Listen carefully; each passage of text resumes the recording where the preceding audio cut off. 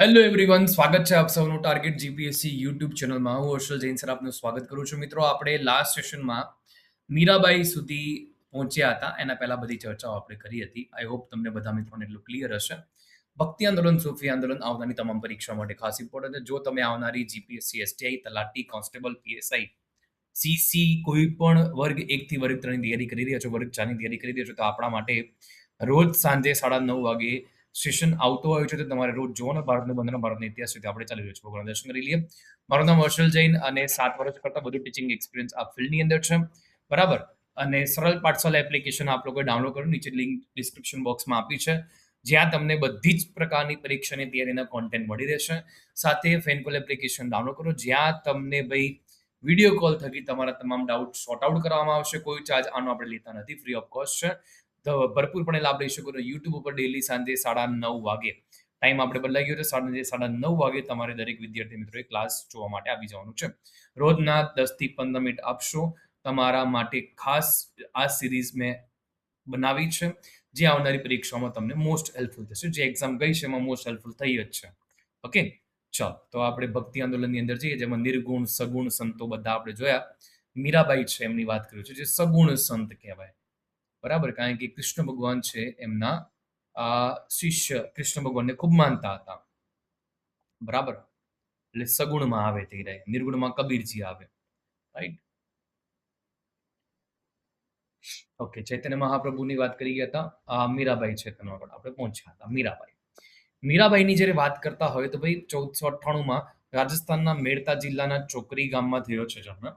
આમના પિતાનું નામ રતનસિંહ રાઠોર હતું અને 1516 ઈસવીસનમાં આમના લગ્ન રાણા સંગાના મોટા પુત્ર ભોજરાજ સાથે થયા હતા. તેઓ કૃષ્ણ ભક્ત હતા અને ભક્તિ ગીત મુખ્યત્વે બ્રજ ભાષા અને રાજસ્થાનીમાં લખવામાં આવ્યા. એમના મતે ઈશ્વર પ્રાપ્તિનું એકમાત્ર સાધન છે ભક્તિ. ભક્તિ કરવાથી જ ઈશ્વર મળે છે. વિધાઉટ ભક્તિ ઈશ્વર મળતા નથી. એમાં કોઈ બે મત નથી. પ્રોપર જ વાત કરી છે એમને. રાઈટ. મીરાબાઈ. હવે થોડીક મીરાબાઈમાં આગળ ચર્ચા કરી તો ભાઈ ગોસ્વામી તુલસીદાસ આપણે પહોંચી ગયા. મીરાબાઈની એક જ સાઈડ હતી આટલી એરિયા. ચાલો. ગોસ્વામી તુલસીદાસજીનો જન્મ છે એ રાજાપુર ઉત્તર પ્રદેશ ગામમાં. બરાબર. 1532માં થયો. તુલસીદાસજી મુગલ સમ્રાટ અકબર અને મેવાડ રત્ન મહારાણા પ્રતાપ છે એમના સમકાલીન હતા, મતલબ કે એમના સમયગાળામાં હતા તે ગયે. રાઈટ. તુલસીદાસજીએ અવધી ભાષામાં રામચરિત માનસની રચના કરી હતી. તેમના મતે ઈશ્વર એક છે, તેનું નામ રામ, અને તેને ભક્તિ દ્વારા જ પ્રાપ્ત કરી શકાય છે. ભક્તિથી જ ઈશ્વરને પ્રાપ્ત કરી શકાય. મોટા ભાગના સંતોનું જો આપણે જોઈએ તો એક જ વસ્તુ કહે છે કે ભક્તિ કરવાથી ઈશ્વરની પ્રાપ્તિ થાય. બરાબર, તો એ વાત છે. તેમની અન્ય કવિતાઓમાં રચનાઓમાં ગીતાવલી, કવિતાવલી, વિનય પત્રિકા પ્રખ્યાત છે. તો આપણે આ વાત કરી ગયા તુલસીદાસજીની. વાત કરીએ આગળ તરફ સરસ મજાના એવા મહાનુભાવ, તો એમનું નામ છે ગુરુ નાનકજી. ગુરુ નાનકનો જન્મ 1469માં પંજાબના તલવંડી, હાલમાં નનકા સાહેબમાં થયો હતો. તેમના પિતા કાલુરામ, માતા તૃપ્તા દેવી, પત્ની સુલક્ષણી હતા. ગુરુ નાનકે શીખ ધર્મની સ્થાપના કરી છે. બરાબર, શીખ ધર્મની સ્થાપના કરનાર મહાનુભાવ છે ગુરુ નાનકજી. ખાસ યાદ રાખીશું આપણે, ઇમ્પોર્ટન્ટ છે એક્ઝામ માટે. ઓકે. હવે ગુરુ નાનકજી જે છે સૂફી સંત બાબા ફરીદથી બહુ પ્રભાવિત હતા. બરાબર, સૂફી સંત બાબા ફરીદથી પ્રભાવિત હતા અને ગુરુ નાનકની વાણી જે છે ગુરુ ગ્રંથ સાહેબમાં સંકલિત હતી. બરાબર, ગુરુ ગ્રંથ સાહેબમાં સંકલિત છે. એ તમારે ખાસ ધ્યાનમાં રાખવાનું છે, એક્ઝામ માટે મોસ્ટ ઇમ્પોર્ટન્ટ છે. ચલો, આટલે સુધી ડન બધાને.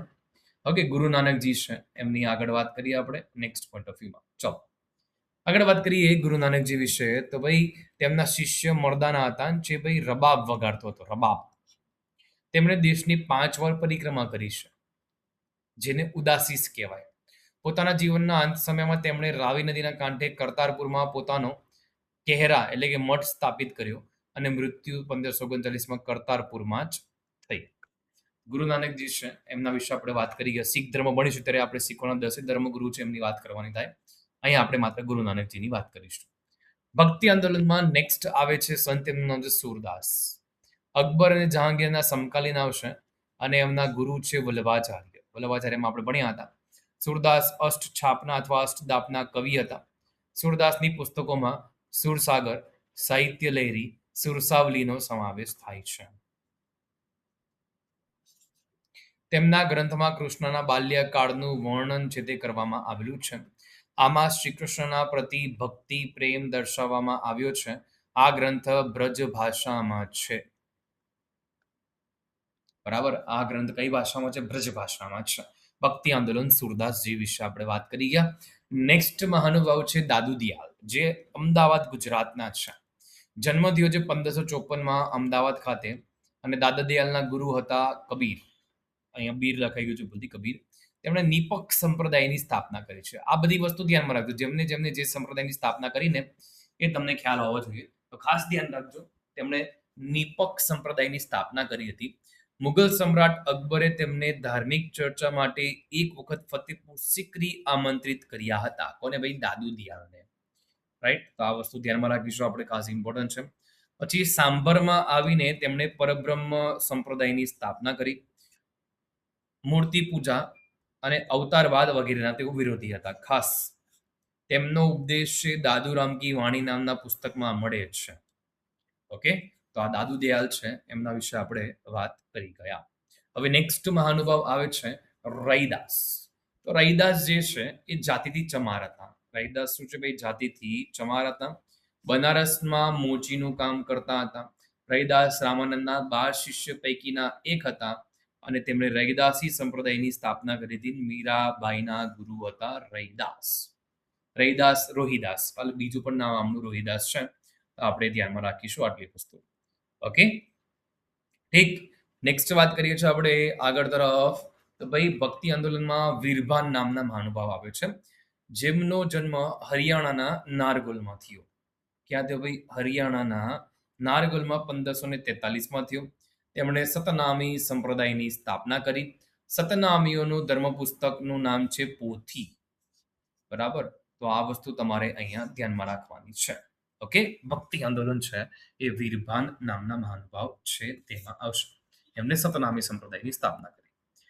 નેક્સ્ટ વાત કરીએ છીએ શંકરદેવ. શંકરદેવ છે એ ચૈતન્ય મહાપ્રભુના સમકાલીનમાં આવશે અને આમને ભક્તિ આંદોલનનો પ્રચાર પ્રસાર આસામમાં કર્યો છે. આ પ્રશ્ન પૂછી શકે આપણને, ભાઈ આસામની અંદર ભક્તિ આંદોલનનો પ્રચાર પ્રસાર કોણે કર્યો?